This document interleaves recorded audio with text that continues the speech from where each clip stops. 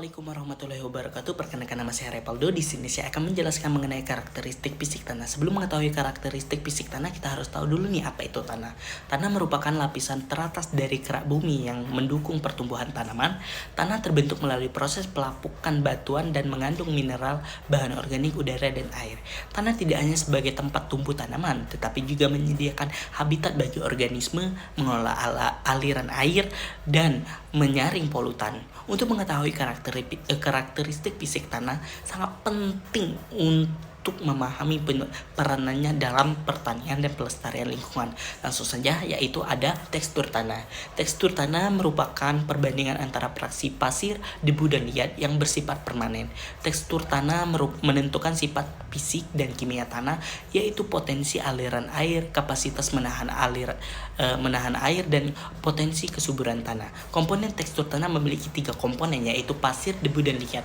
Untuk menghitung atau mengetahui tanah tersebut banyak mengandung apa, kita perlu mengetahui dengan cara segitiga tekstur tanah. Contohnya, saya memiliki sampel tanah yang memiliki persentase yang berbeda-beda dari ketiga komponen tersebut. Yang pertama itu liat 49%, debu 21%, pasir 30%.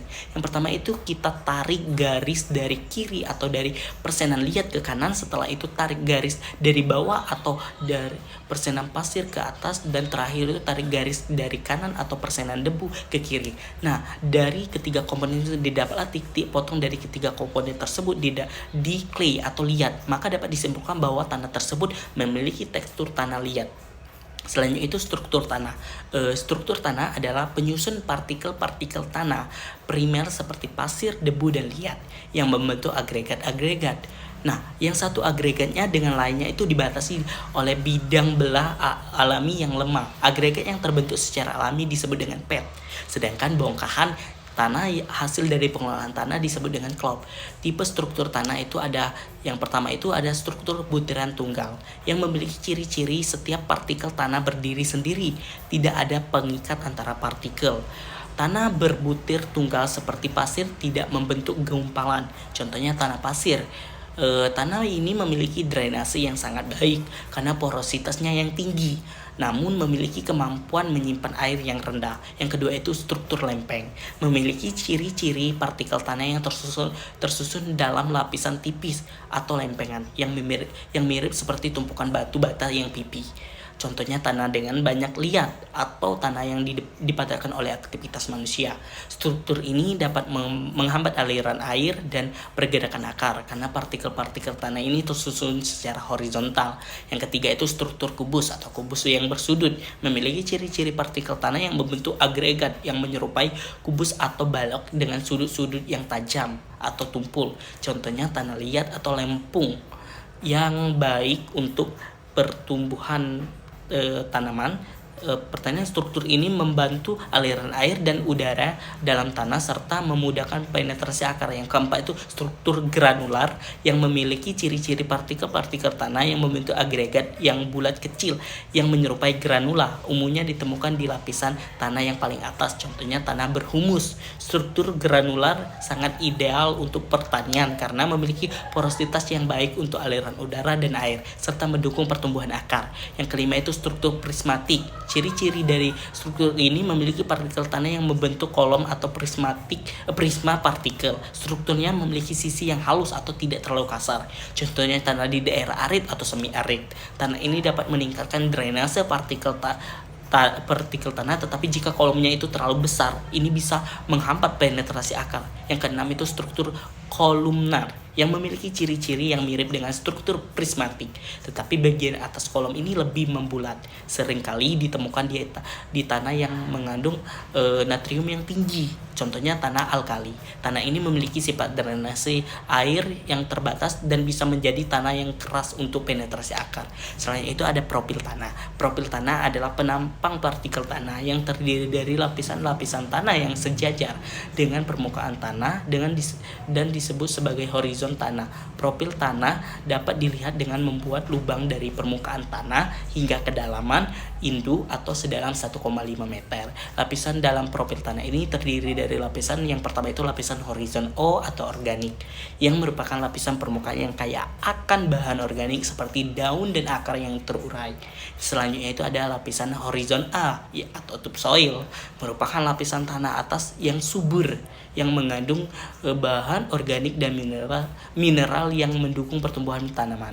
Selanjutnya itu lapisan horizon B atau subsoil, merupakan lapisan di bawah dari topsoil yang lebih padat dan kaya akan mineral. Selanjutnya itu lapisan horizon C yang merupakan lapisan material induk atau tanah yang belum sepenuhnya lapuk. Selanjutnya itu ada horizon R atau bedrock, merupakan lapisan batuan induk yang belum lapuk. Nah, selanjutnya itu ada porositas dan konsistensi tanah. Porositas tanah merupakan menggambarkan ruang pori tanah dalam tanah yang penting untuk mempertahankan udara dan air. Tanah dengan porositas tinggi seperti tanah berpasir memiliki drainase yang baik, sementara tanah liat memiliki porositas yang rendah dan cenderung lebih padat. Selanjutnya itu ada konsistensi tanah, yang adalah menunjukkan kepadatan dan kekompakan tanah yang mempengaruhi kemudahan tanah untuk diolah dan ditembus oleh akar. Konsistensi tanah bisa bervariasi dari sangat lembut hingga sangat keras, tergantung tekstur dan kelembapan tanah. Dan yang terakhir itu ada warna tanah. Warna tanah merupakan salah satu ciri tanah yang paling mudah diamati. Warna tanah dapat digunakan untuk menduga sifat-sifat tanah antara lain kandungan bahan organik, kondisi drainase, aerase tanah dan lainnya. Yang pertama itu ada warna tanah hitam atau coklat. Tanah yang berwarna kelabu hitam dapat diduga tergolong jenis grumusol atau andisol. Tanah yang grumusol baik untuk bertanam padi, sedangkan tanam andisol cocok untuk tanaman sayuran. Yang kedua itu warna tanah merah.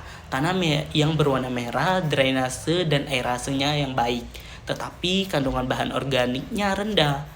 Tingkat perkembangan tanah umumnya sudah lanjut sehingga menyisakan mineral berat yang sulit atau tahan lapuk.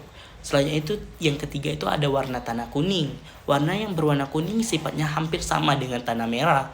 Bedanya jika warna cenderung kuning muda berarti lebih banyak mengandung peri, ion besi yang dibilang oksidasinya 3+. Yang keempat itu ada warna tanah putih. Yang ini biasanya antara kandungan kapurnya yang terlalu tinggi atau kandungan unsur liatnya yang terlalu tinggi. Dapat dipastikan tanah ini miskin bahan organik. Drainase dan aerasenya juga buruk. Kurang cocok pemakaian tanah yang berwarna putih untuk budidaya tanaman. Yang kelima itu ada warna tanah kelabu. Tanah yang berwarna kelabu, drainase dan aerasenya jelek sehingga penguraian bahan organiknya lambat. Partikel penyusun kebanyakan oleh kuarsa, kaolin atau mineral liat. Kandungan unsur yang seperti mangan, aluminium dan magnesium cukup tinggi sehingga bersifat racun bagi tanaman. Tanaman sayuran sangat peka terhadap kelebihan unsur hara ini. Sekian, terima kasih. Assalamualaikum warahmatullahi wabarakatuh.